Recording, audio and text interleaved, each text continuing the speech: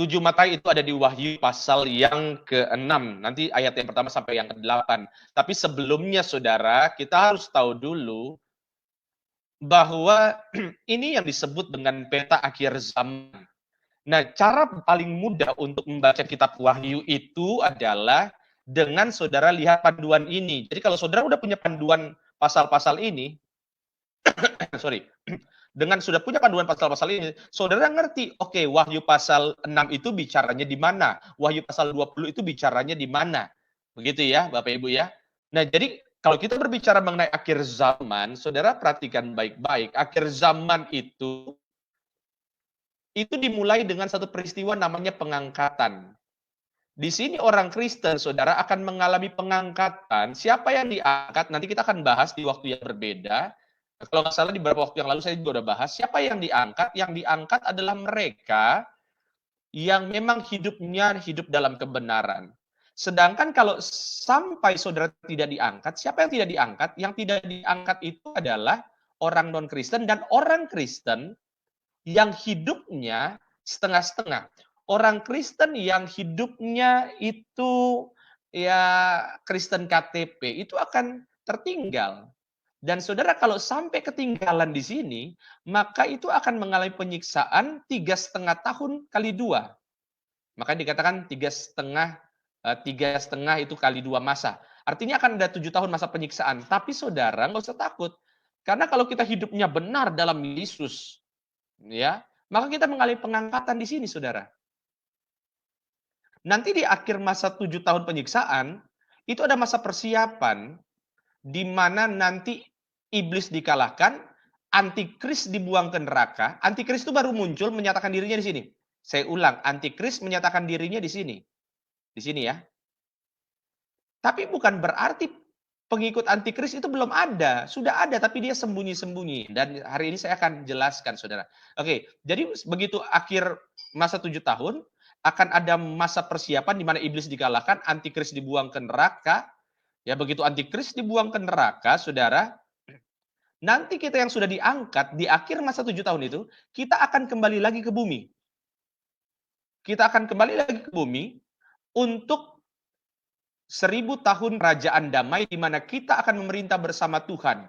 Kita orang-orang kudusnya akan memerintah bersama Tuhan. Sesudah masa 1.000 tahun kerajaan damai, iblis itu walaupun sudah dikalahkan tetap aja masih menyesatkan. Dia menyesatkan 4 penjuru, nanti ada Gog dan Magog, lalu di sini nanti ada perang terakhir namanya perang Harmagedon. Tapi sekali lagi iblis dikalahkan, sudah dikalahkan nanti ada tahta putih, pengadilan tahta putih. Lalu ada dibukanya buku kehidupan dan buku anak domba. Begitu nama kita tercatat, maka kita masuk langit dan bumi yang baru. Nah, ini runutannya saudara. Jadi kalau saudara baca Wahyu pasal 2 sampai 6, itu terjadi sebelum pengangkatan. Saya ulang. Wahyu pasal 2 sampai Wahyu pasal 6 itu terjadi sebelum pengangkatan. Sebagian dari Wahyu pasal 6 sampai dengan Wahyu pasal 19 itu terjadi ketika masa penyiksaan. Nah, itu cara baca kitab Wahyu. Dan tentu saja, saudara, setiap pendeta itu punya tafsiran yang berbeda-beda tentang kitab Wahyu. Tapi, saudara, mari kita belajar pelan-pelan. Dan kita mulai itu dari Wahyu pasal 6. Tapi, saudara, sebelum saya masuk dalam Wahyu pasal 6, saya mau bacakan dulu yang ini, ya. Sebentar. Oh, komen. Sebentar, gimana caranya ini matiin komen? Begini, sebentar Bapak ya. Sebentar saya mau matiin komen, gimana caranya? Pak Ho Arifin. Sebentar ya Bapak Ibu ya. Biar Bapak Ibu bisa baca juga. Nah, oh gini. Oke. Oke. Saya baca dulu, Bapak Ibu, saudara catat aja. Saya udah sengaja tulis di sini. Saya minta saudara catat beberapa kalimat ya. Ya. Karena ini kalimat-kalimat penting yang akan saya ulang lagi nanti. Saudara mohon dicatat baik-baik. Matius 24 ayat yang ketiga, ketika Yesus duduk di atas bukit Zaitun, datanglah murid-muridnya kepada Yesus dan bercakap-cakap sendirian dengan Yesus, huruf besar itu. Dan kata mereka, kata murid-muridnya, Tuhan, gitu kan. Mungkin ini kalau dalam kejadian asli, murid-muridnya datang dan dibilang, Tuhan, kasih tahu dong sama kita. Bila mana itu akan terjadi, kapan itu akan terjadi, dan kalau nanti Tuhan datang kedua kali, apa tandanya, dan tanda-tanda kesudahan dunia. Artinya murid-murid sudah tahu kalau Tuhan Yesus datang, saudara perhatikan, kalau Tuhan Yesus datang kedua kali, maka itulah tanda kesudahan dunia. Maka ayat 24, jawab Yesus kepada mereka. Saudara perhatikan baik-baik. Waspadalah supaya jangan ada orang yang menyesatkan kamu.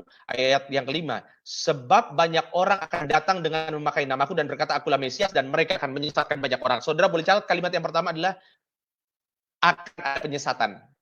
Saudara catat dulu, nanti kita bandingin. Nah, ini cara metode untuk supaya kita bisa mengetahui rahasia dalam Wahyu pasal yang ke-6. Jadi yang pertama saudara catat itu adalah menyesatkan. Ya. Lanjut ayat yang ke-6. Dan kamu akan mendengar deru perang atau kabar-kabar tentang perang. Yang kedua saudara catat perang.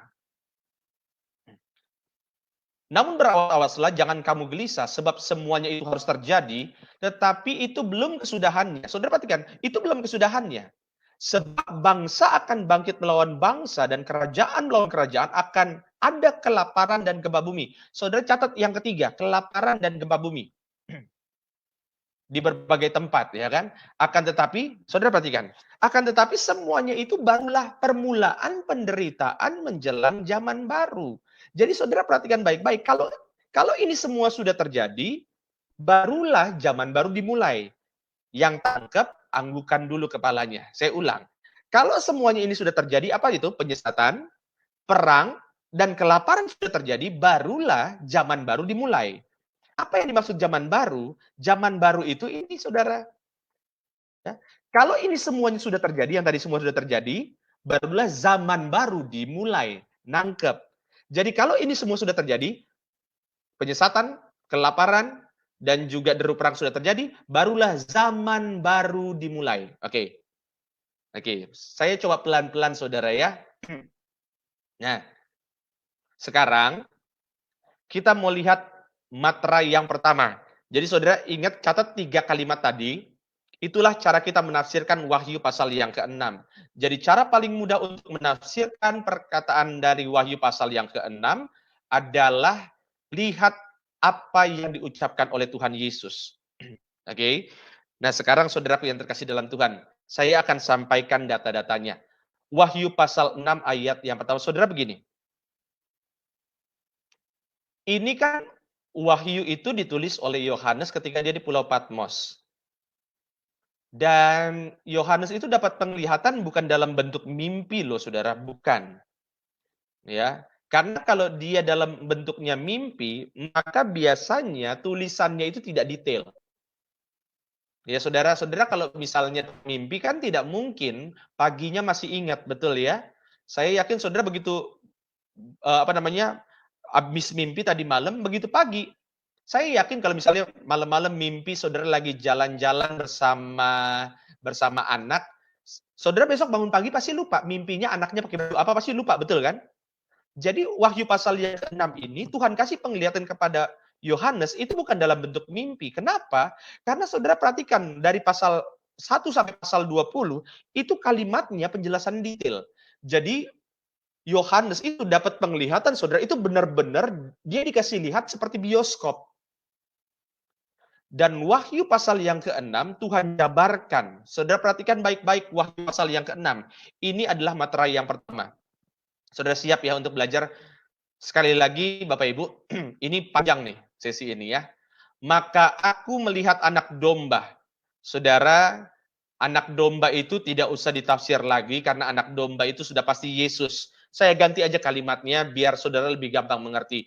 Maka Yohanes melihat Yesus membuka yang pertama dari ketujuh meterai itu. Dan aku mendengar yang pertama dari keempat makhluk itu berkata dengan suara bagaikan bunyi guruh. Mari. Dan aku melihat, saudara perhatikan kalimat ini baik-baik, sesungguhnya ada seekor kuda putih, dan orang yang menungganginya memegang sebuah panah, dan kepadanya dikaruniakan sebuah mahkota, lalu ia maju sebagai pemenang untuk merebut kemenangan. Saudara, ada banyak pendeta tentu saja dengan banyak tafsiran, betul ya? Ada pendeta yang menafsirkan bahwa kuda putih itu artinya adalah penginjilan mulai menyebar kemana-mana. Ada pendeta yang menafsirkan bahwa kuda putih itu adalah antikris. Ya, beda-beda. Nah, tapi sekali lagi, mari kita coba pelan-pelan, kita tafsirkan baik-baik siapa yang dimaksud dengan kuda putih. Saudara perhatikan, nah ini dia salah satu, saya tentu saja ketika saya belajar tentang wahyu ini, saya tentu saja melihat, belajar dari beberapa pendeta juga yang sering berbicara mengenai akhir zaman. Saya juga banyak baca buku dan mayoritas mereka ketika mereka menafsirkan tentang meterai ini, mayoritas mereka itu menafsirkan tentang kudanya. Saudara gini, ketika saudara saudara lihat, saudara baca sebuah surat, saudara harus tahu bahwa kalimat yang paling sering diulang itu adalah kalimat yang paling penting. Oke, saya ulang. Kalimat yang paling sering diulang adalah kalimat yang paling penting. Dan dalam Wahyu pasal 6, itu ada dua kalimat yang paling penting. Yang pertama kuda, yang kedua penunggangnya. Saya ulang ya. Yang pertama kuda, itu kita harus tafsirkan. Kuda itu maksudnya apa? Dan penunggangnya itu siapa? Dan banyak tafsiran yang sering fokusnya kudanya siapa, tapi mereka tidak bahas siapa penunggangnya. Sekarang kita perhatikan baik-baik, saudara, di Wahyu pasal yang ke-6 ayat yang pertama sampai yang kedua. Yang kita mau lihat ini kuda putih itu apa? Saudara, coba kita bandingkan dulu kuda putih itu apa, ya. Ini materai yang pertama dibuka. Saya jabarkan dari ayat yang pertama sampai yang kedua. Kuda putih, penunggang dan kuda putih. Ini salah ini sebetulnya gambarnya, saudara. Cuma hanya ini gambar yang ada tersedia di YouTube. Itu kudanya warna putih, saudara. Tapi kalau saudara baca ulang ayatnya, tidak disebutkan bahwa penunggangnya pakai baju putih. Saya ulang. Kudanya warna putih, tapi penunggangnya tidak disebutkan baju putih. Ya, ini gambarnya salah ya, saudara ya. Saya ulang sekali lagi, biar saudara menangkap. Kudanya putih, tapi penunggangnya tidak disebutkan pakai baju putih. Yang kedua, pada tangannya, saudara perhatikan, pada tangannya memegang sebuah panah. Saudara, panah itu kalau di bahasa aslinya sebetulnya bukan panah, bukan. Ya, di bahasa aslinya itu kalau terjemahan bahasa Indonesia, dia memegang busur, hanya busur, tapi nggak ada anak panahnya. Yang ketiga, di Wahyu pasal yang ke-6, dikatakan begini, dan orang yang menungganginya memegang sebuah panah, panah itu kalau bahasa aslinya busur ya, busur, hanya busurnya tanpa anak panah. Dan kepadanya dikaruniakan sebuah mahkota. Jadi dia dikaruniakan sebuah mahkota dan dia tidak punya nama. Saudara, perhatikan baik-baik karena cara menafsirkan ini adalah biarlah Alkitab yang menafsirkan Alkitab itu sendiri. Nah, sekarang sebagai pembanding, saudara, ternyata di dalam kitab Wahyu juga ada yang karakternya mirip-mirip itu. Di mana itu, saudara? Saudara boleh catat itu di Wahyu pasal 19 ayat 11 sampai 16. Saya baca dengan cepat. Pasal 19 ya. Lalu aku melihat sorga terbuka. Sesungguhnya ada seekor kuda putih. Dan ia yang menungganginya bernama yang setia dan yang benar. Ini sudah jelas, Bapak Ibu. Ini sudah jelas. Bahwa seekor kuda putih itu, ia yang menungganginya namanya Yesus. Betul kan? Sama nih. Sama-sama putih kudanya. Pertanyaannya, apakah kuda dalam Wahyu pasal 19 dengan Wahyu pasal 6 ini sama? Kita lanjut. Dan matanya bagaikan nyala api, dan di atas kepalanya terdapat banyak mahkota. Dan padanya ada tertulis suatu nama yang tidak diketahui seorang pun kecuali ia sendiri. Artinya orang itu punya nama. Dan ia memakai jubah yang telah dicelup dalam darah dan namanya ialah Firman Allah. Ini sudah jelas, ini pasti Yesus. Sudah pasti ini. Saya jamin 100%. Dan semua pasukan yang di sorga mengikuti dia. Mereka menunggang kuda putih dan memakai lenan halus yang putih bersih. Dari mulutnya keluarlah sebilah pedang tajam yang memukul segala bangsa dan ia mengembalakan mereka dengan gada besi dan ia akan memeras anggur dalam kilangan anggur, yaitu gerangan murka Allah yang maha kuasa, dan jubahnya dan pahanya tertulis suatu nama, yaitu Raja segala Raja, Tuan di atas segala Tuan. Jadi kalau di Wahyu pasal 19, penunggang kuda putihnya itu Yesus, betul ya? Pertanyaannya di Wahyu pasal 6 ayat 1 itu, penunggangnya apakah Yesus juga? Jawabannya, saudara, Tidak, karena ada bedanya. Di mana bedanya? Di sini bedanya. Yang pertama, saudara, tadi dikatakan di Wahyu pasal 19, Yesus itu memiliki banyak mahkota. Tapi di Wahyu pasal 6, penunggang kuda putih ini, saudara perhatikan baik-baik, dia itu bukan memiliki banyak mahkota. Di Wahyu pasal 6, dia itu dikaruniakan sebuah mahkota. Dikaruniakan itu diberi sebuah mahkota. Saudara boleh catat ini baik-baik. Mahkota makanya perlu juga kita belajar bahasa Yunani untuk tahu tentang Wahyu pasal yang ke-6. Mahkota dalam Wahyu pasal 6 menggunakan kata Stefanos. Stefanos itu kalau saudara habis menang lomba, saudara dikasih mahkota dari daun, itu namanya Stefanos. Gitu ya. Jadi di sini menggunakan kata Stefanos. Sedangkan di Wahyu pasal 19, Yesus itu tidak menggunakan Stefanos. Ya, banyak mahkota. Mahkota di situ dia menggunakan kata diadema. Diadema, D-I-A-D-E-M-A, diadema. Jadi sudah jelas bahwa Wahyu pasal 6 itu sudah pasti bukan Yesus. Pertanyaannya, siapakah dia? Saudara, sekali lagi Wahyu pasal 6 itu, dia pakai kuda putih. Putih itu kan selalu ditafsirkan sebagai kudus, suci. Tapi lihat, perhatikan baik-baik. Jadi ada orang yang sengaja menunggang kuda putih. Kuda putih, kalau saudara baca dalam Wahyu pasal 19, kuda putih itu ditafsirkan sebagai gereja. Jadi Wahyu pasal 6 ayat yang pertama adalah ada orang-orang yang coba menunggang di dalam gereja, tetapi sebetulnya dia sendiri tidak pakai baju putih. Bahasa yang lebih gampang saya coba sederhanakan. Ada orang-orang yang ada di gereja, ya, menunggang kuda putih, dia ada di gereja, tapi sebetulnya tujuannya bukan untuk warna putih, tujuannya bukan untuk kekudusan. Hidupnya kacau, apa tujuannya dia? Penyesatan. Jadi, kuda putih itu Bapak Ibu berbicara mengenai penyesatan. Saudara masih ingat ayat yang ini? Ya. Wahyu 24 ayat yang ketiga. Tanda yang pertama kata Tuhan Yesus akan ada penyesatan. Nangkap ya? Jadi kuda putih ini saudara, saya tafsirkan bahwa kuda putih itu nanti di akhir zaman dimulai dengan penyesatan besar-besaran, akan ada krisis iman yang luar biasa terjadi. Ya saudara, akan ada banyak aliran-aliran sesat yang muncul. Ada banyak sekali ajaran-ajaran yang menyimpang, yang membuat banyak orang Kristen pada akhirnya mengalami krisis iman.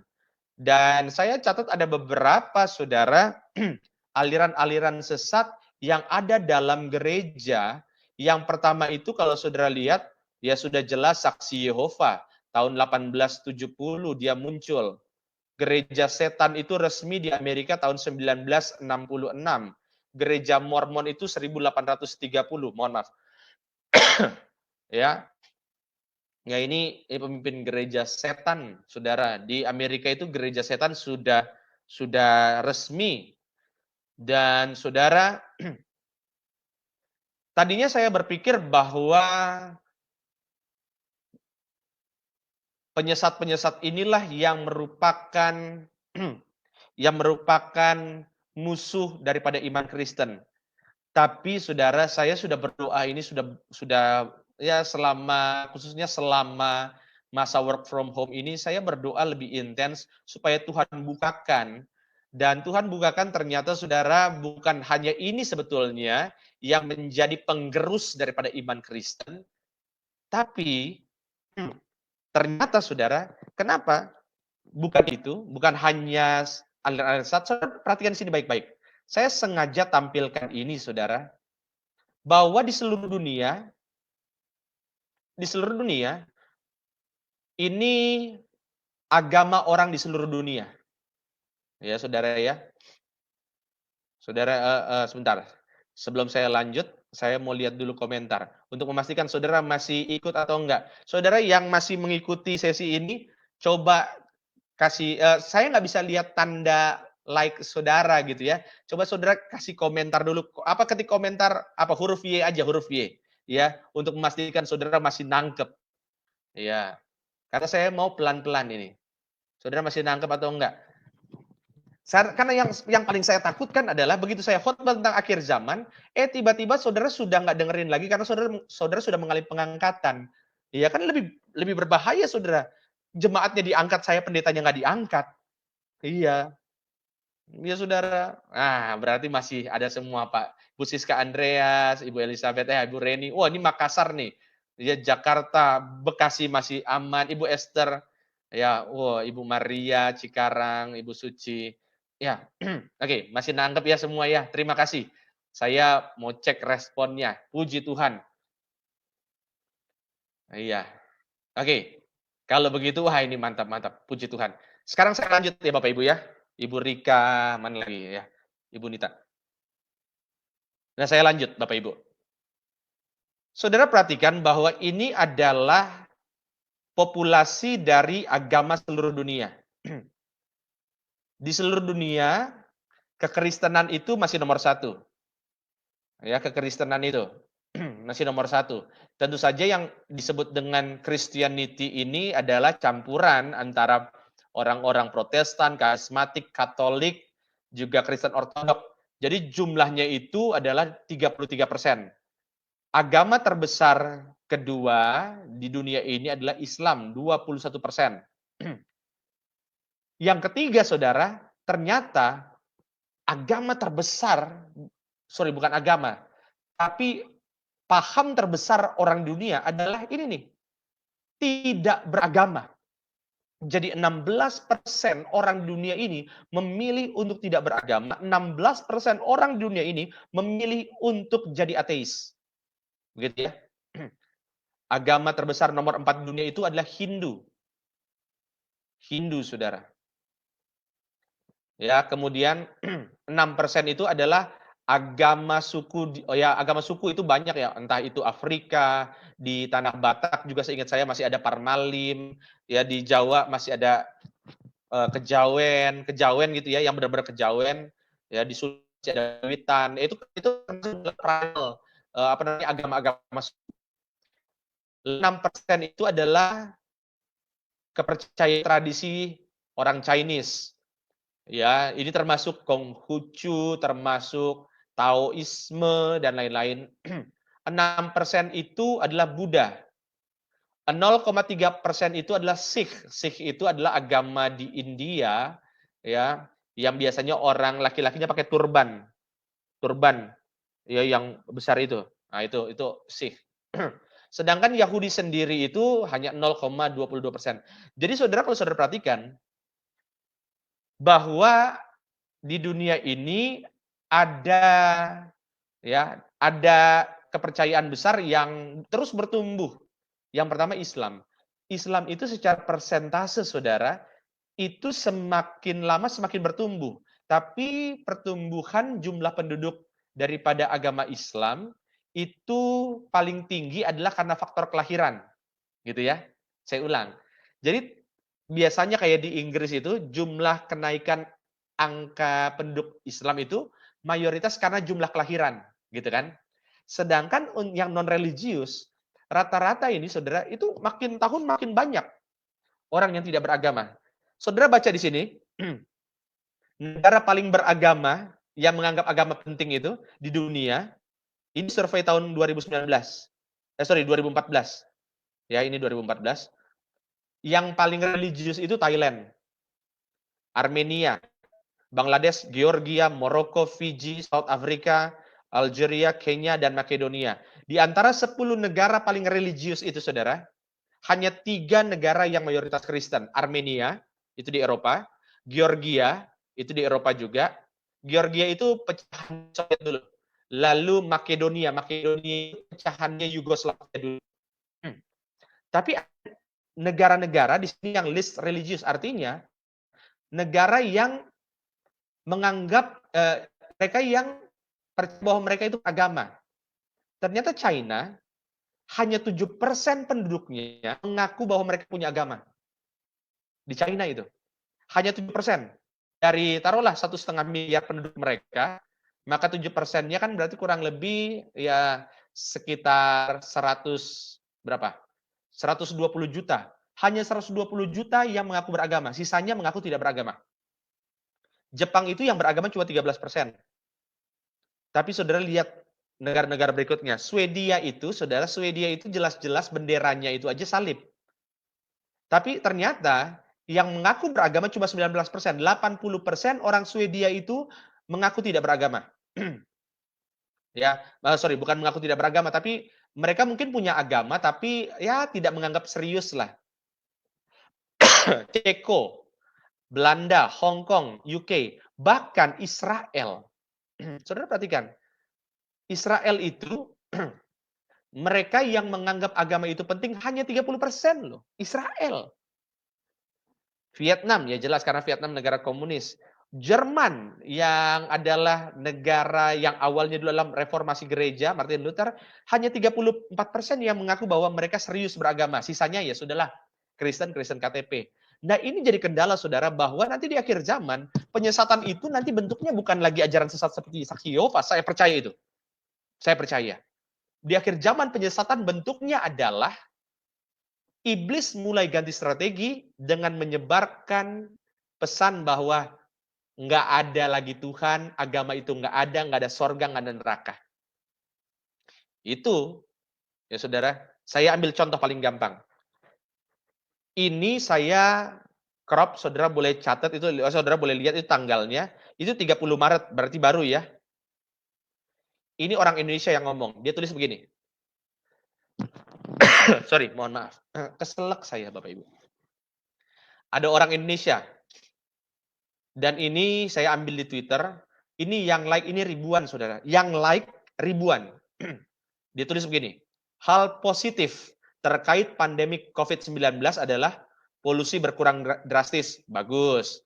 Banyak muncul satwa-satwa yang dianggap punah. Jadi semenjak COVID ini, saudara, ada satwa-satwa yang dianggap punah muncul lagi.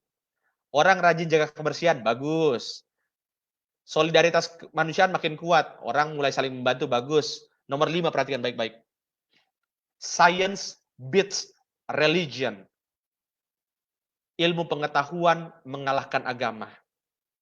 Ilmu pengetahuan lebih berkuasa daripada agama. Ini yang tulis orang Indonesia, yang like ribuan. Indonesia. Oke, anggap mungkin orang ini adalah anggaplah orang ateis. Saya ambil yang sebelah kiri, saudara. Ini saya ambil tulisannya dari sebuah website yang judul websitenya adalah teologi ... Saya nggak usah sebutin panjang. Teologi ... Dia tulisannya teologi. Dan dia adalah punya salah satu gereja. Jadi tulisan ini blog yang memang adalah bagian dari sebuah gereja. Tulisannya begini. Wabah Mazmur 91. Saya menyebut Mazmur 91 sebagai wabah. Wah, ini kan kacau, saudara. Dia bilang ayat Alkitab itu wabah. Ya. Karena saya melihat banyak orang Kristen yang karena salah mengerti Mazmur 91 lalu menggunakan secara salah. Ya memang ada orang-orang yang salah juga menggunakannya. Tapi bilang bahwa Mazmur 91 itu wabah, sehingga justru bisa makin membahayakan wabah virus corona. Saudara kalau baca lengkap ini situsnya, dia bilang orang yang percaya Mazmur 91 itu adalah orang yang membawa wabah. Iya, saudara. Jadi sekarang ini orang beragama, khususnya Kristen, justru diserang sama orang-orang ateis, bahkan diserang oleh orang-orang Kristen sendiri. Ada banyak orang Kristen yang menyerang sesama Kristen, kita yang percaya kuasa, malah dibilang, kamu nggak usah percaya berlebihan. Dan ini fakta, saudara. Ya, fakta. Ini tulisan ini, kalau udah jelas-jelas corona, berarti kan tulisan ini tulisan baru. Nangkep, saudara. Dan ini terjadi. Ini terjadi. Jadi, saudara, ini saya tampilkan dulu data-datanya. Saya kalau ngomong maunya pakai data. Di Indonesia itu para penganut ateis itu sudah banyak. Dan yang penganut ateis itu, saudara, saya baca yang bagian bawahnya, karena yang menarik ini bagian bawahnya. Mudah-mudahan saudara kelihatan. Sebentar, saya besarin supaya saudara bisa lebih ngelihat. Ya, mudah-mudahan saudara lihat. Para penganut ateis, 65% adalah lulusan universitas atau mahasiswa. Artinya, para penganut ateis ini bukan orang-orang bodoh, mereka orang-orang yang terdidik. Ini datanya orang Indonesia loh Bapak Ibu, bukan dunia. Hanya Indonesia. Dan ateis di Indonesia sudah punya situs. Sudah punya situs sendiri. Dan rata-rata para penganut ateis 50% itu usianya 25 sampai 34 tahun.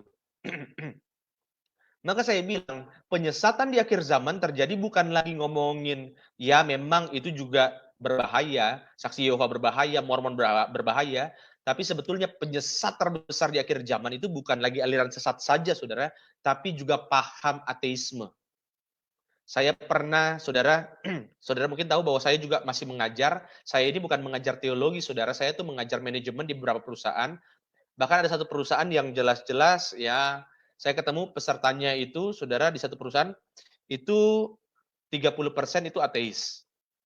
Dan mereka tidak beragama. Jadi, saudara, apa yang dimaksud dengan penunggang kuda putih? Penunggang kuda putih adalah orang-orang yang mau mencoba untuk mengambil alih mimbar-mimbar gereja, mereka mulai masukkan jemaat-jemaat Tuhan, khotbahnya bukan lagi mengenai Yesus, tapi khotbahnya mengenai ya kebaikan, khotbahnya mengenai hal-hal yang di luar Yesus. Dan alasannya, saudara, kenapa ada banyak orang yang tidak percaya Tuhan? Karena mereka bilang, ya habis nggak ada bukti bahwa Tuhan itu ada. Sorry. Mereka yang tidak lagi beragama, nah ini saudara perhatikan baik-baik. Kenapa mereka memilih tidak beragama?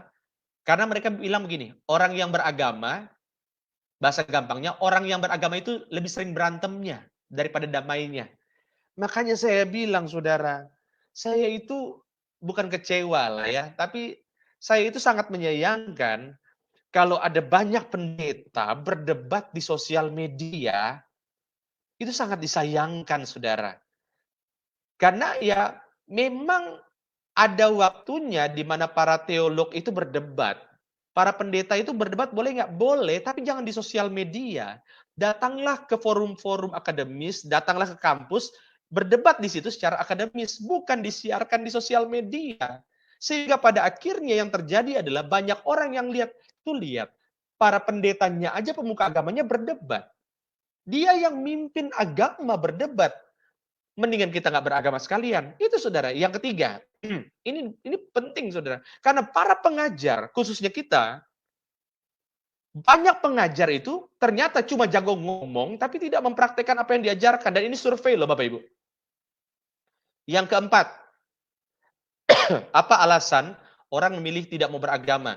Karena katanya gini, banyak buku agama, terlalu banyak buku agama itu maksudnya kitab suci, isinya terlalu banyak dongeng. Makanya jangan kaget waktu itu ada dosen dari sebuah kampus yang sering muncul itu di acara TV One, dia bilang apa? Kitab suci itu fiksi. Saya itu kadang-kadang emosi juga. Dalam hati saya mau bilang, pas dia bilang kitab suci fiktif. Ya, dia bilang kitab suci fiktif, saya dalam hati juga pengen bilang, kamu tuh otaknya yang fiktif. Cuma kadang-kadang kesel juga, saudara. Ya, ya itu kan itu orang itu jelas-jelas ateis. Dia tidak beragama memang. Dia memilih untuk tidak beragama. Lalu banyak juga orang yang bilang memilih tidak beragama karena kalau Tuhan ada, kenapa dunia punya banyak masalah. Jadi inilah serangan yang dilakukan sama iblis. Sederhananya, sekarang-sekarang ini banyak orang yang menggunakan mimbar-mimbar gereja, tapi sebetulnya dia tidak mengabarkan tentang kebenaran Tuhan. Ya, ya itu Bapak Ibu udah tahu lah ya, sampai ditulis-tulis begitu. Nah, itu dia. Nah, sekarang pertanyaannya. Nah, saudara, dari tadi kan kita ngomongin tentang kuda putih. Dan banyak para penafsir kitab Wahyu itu fokusnya di kudanya. Saya nggak fokus di kudanya. Saya mau fokus di siapa penunggangnya, saudara. Mudah-mudahan saudara masih nangkep, masih teringat dengan serial-serial saya yang sebelumnya. Siapa penunggang kuda putih? Nanti saudara di akhir zaman akan muncul ini. Tiba-tiba ada, ya karena agama sudah mulai banyak yang berbeda, agama mulai ribut, saling ribut antara agama A dengan agama B. Tiba-tiba nanti di akhir zaman, ada si penunggangnya kuda putih, yang saya tafsirkan adalah dia adalah juru damai agama. Dia akan dipandang oleh seluruh orang di seluruh dunia, dan dia akan menjadi tanda petik juru damai agama. Ya udahlah, nggak usah ribut-ribut. Semua agama sama, dan pada akhirnya semua agama, saudara, kecuali orang Kristen yang hidupnya benar, semua agama akan mengikuti apa yang diucapkan oleh si penunggang kuda putih. Jadi nanti di akhir zaman akan muncul satu orang itu, dia akan dianggap sebagai juru damai agama, orang non-Kristen semuanya akan menghormati dia, termasuk orang-orang ateis akan mengikuti apa yang dia ucapkan. Itu di akhir zaman akan muncul orang itu.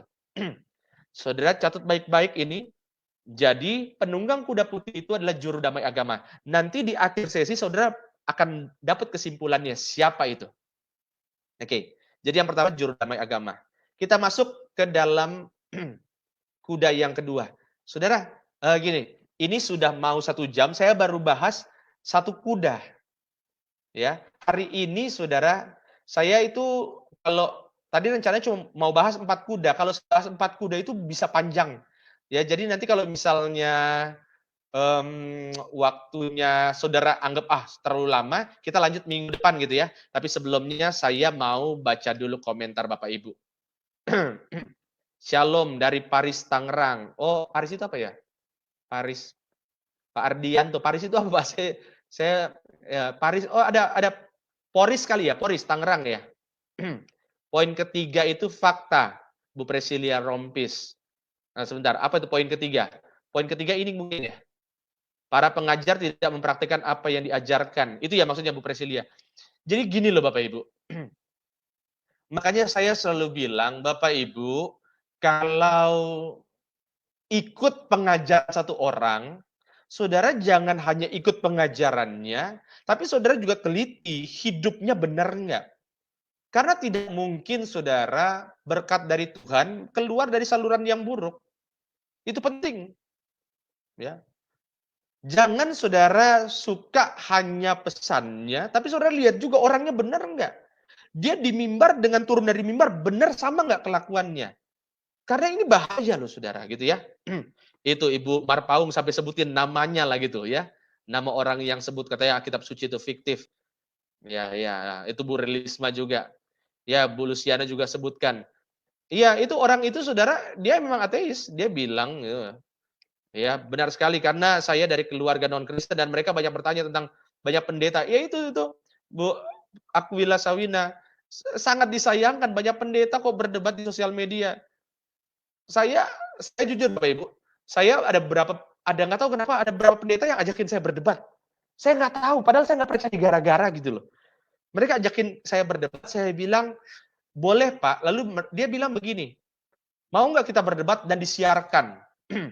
Begitu dia ajak saya berdebat dan disiarkan secara live, saya bilang begini, Pak mohon maaf, saya tidak mau disiarkan.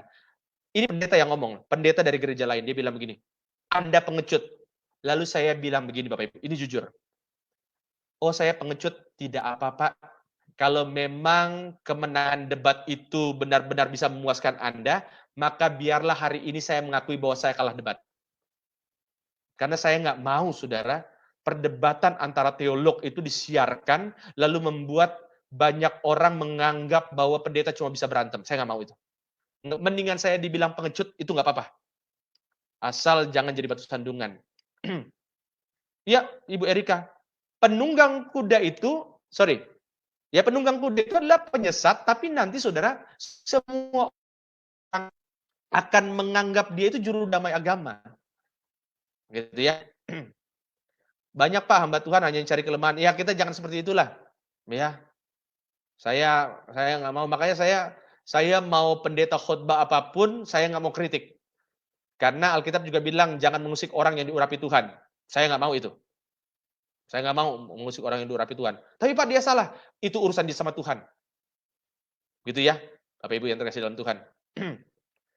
Nah, iya Bapak Ibu. Nah, sekarang kita lanjut ya. Saudara siap ya untuk belajar materai yang kedua. Jadi penunggang kuda putih itu adalah juru damai agama, tanda petik. Artinya juru damai agama, dia akan dihormati oleh agama yang tadi, agama yang saya sudah sebutkan, dia akan dihormati oleh para ateis, dia akan dihormati. Dia akan dianggap sebagai pemimpin rohani dunia.